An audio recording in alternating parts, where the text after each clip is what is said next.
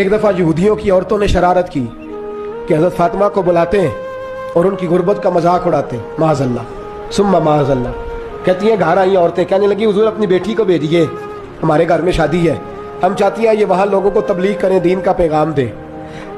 اب اس نام پر تو حضور ضرور بھیجا کرتے تھے، چاہے کوئی دھوکے سے ہی بلاتا۔ میرے حبیب پاک صلی اللہ علیہ وسلم نے کہا فاطمہ جاؤ۔ حضرت فاطمہ کہتی ہیں ہاں تو کر لی، پر میرے وجود پہ کپڑے پھٹے ہوئے تھے، کئی جگہ پہ پیوند تھے، اور مجھے پتا تھا یہ عورتیں کس مزاج کی ہیں۔ فرماتی ہیں میں نے نہ، حضور نے کہا تو میری آنکھوں میں 2 قطرے آنسوؤں کے آ گئے۔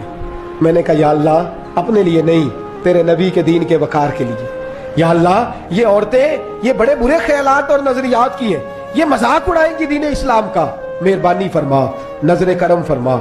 حضرت فاطمہ فرماتی ہیں ابھی میری بات بھی مکمل نہیں ہوئی، رسول پاک پھر تشریف لے آئے اور فرمایا فاطمہ کیا کیا سوچ رہی تھی، کیا کہہ رہی تھی؟ کہ حضور کوئی خاص نہیں۔